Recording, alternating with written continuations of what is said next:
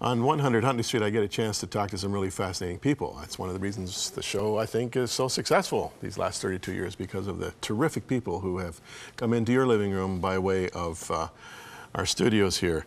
And today is no exception. Dave Garda is my guest. He and his wife, Rennie, have an organization called Cadre. Cadre Ministries. Cadre Ministries. I'm pronouncing that right? You are. Cadre as in Padre. Cadre. Cadre is a grouping of people, right? It's a grouping of people with specialties that all apply to the same mission. So we get to all bring our strengths, and that's what a cadre. So volunteers bring all their gifts. and the operative word with cadre is volunteers. Absolutely. Tell me about the development of this vision. 99% of all people in the church are volunteers that God's gifted. And I love when Jesus said, "It's better for me to leave, and you will go on to do greater things than even me." And by greater, he didn't mean bigger. He meant the longevity, the capacity for that. And that's always been a gift he's given to volunteers. And yet we haven't seen as much equipping flow right to volunteers.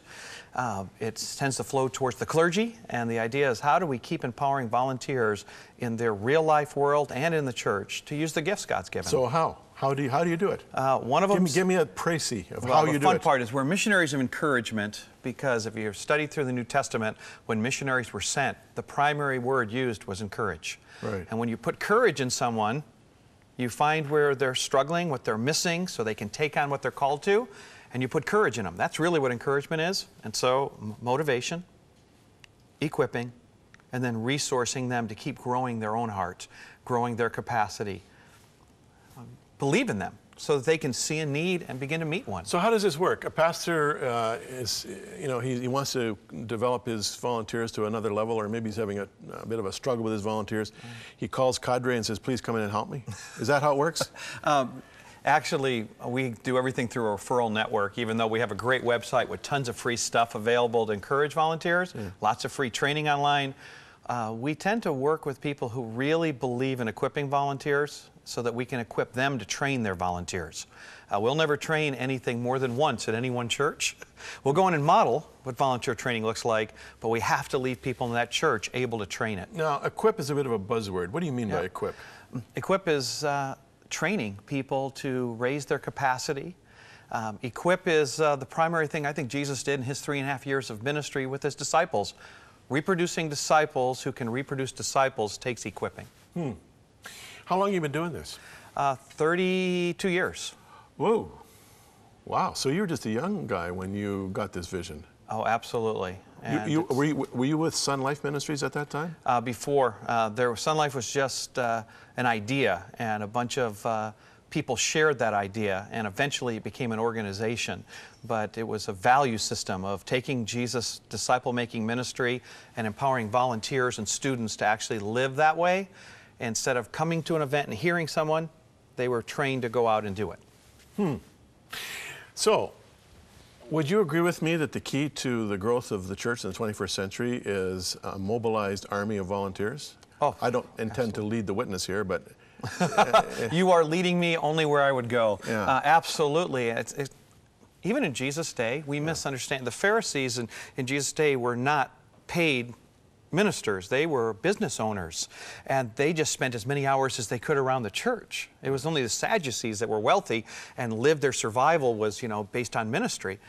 It's always been a primarily volunteer-led movement, and we need to return to that.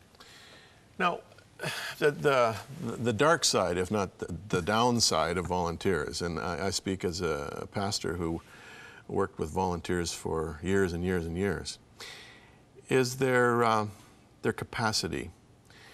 Some have a great heart. I just want to help, Pastor. Anything you want me to do, I'll do it. The problem is they're incompetent. And, they got a good heart, but that's it. They have no talent. And what's more, if you deal with them fairly directly, they're immature and they get hurt. And they have friends and relatives in the church, and the word gets out real quick, and within a day, you're a bad guy to 50 or 60 people in the church because of this one volunteer who basically is incompetent and should never have been taken on as a volunteer in the first place. What wisdom do you give to pastors when it comes to recruiting volunteers? Well, first of all, I think one of the problems is we've only seen volunteers as helping with an organization we're trying to lead and trying to do what we're trying to shape. Right. We actually believe that we help volunteers discover the vision God has for them, which may not be a program-centered or church-centered volunteering. It's finding their way into culture. It's finding a way to build a relationship at their workout center and to build relationships where they see themselves missionally at a workout center instead of just, how do you help us pull off Sundays? Right. I think we've, as a church, have made the focus of church inward to attending on Sunday mornings rather than that being an equipping time where people live missionally all the rest of the week. But the volunteer has to have some energy from somebody, has to have some accountability to somebody, and I would think ideally in the context of a church ministry, even to the workout center, it's got to be someone on the pastoral team, right? Or a volunteer coordinator. There's got to be a go-to person. Well, people own what they help to create, and I think that's one, we're always trying to sell ideas to volunteers rather than helping them see what God's calling them to, and then equipping them and assisting them in taking on the vision God's given them. And then as you find people who join together with their visions, it's way more powerful when everyone owns that vision rather than have it, I'm buying into a sold vision. Right. Now, I think volunteers, there's an awful lot of competence in volunteers that's yet to be tapped when it comes to something they own versus trying to say, well, here's how so-and-so did it, can you do what they did? That's difficult to reproduce that on a limited time. But when they have a passion for something, well, give someone a grandchild, and all of a sudden they have a whole new passion, energy, and competence to invest in another life because they have a grandchild, because they own the vision for this young life, and they can't wait to spend as much time and energy. I think the same difference is true when a volunteer owns the vision for what they're doing versus being told, here's the little slice, can you do this? Now, I remember when I was growing up as a preacher's kid, people would come to my mom and dad all of the time. You know, Pastor, we think the church needs to do this. We think the church needs to do that. And they would give all the reasons why. My dad and my mom both used to respond the same way. Well, brother so-and-so, well, sister, you seem to have a vision for this. I think you should take the lead on this.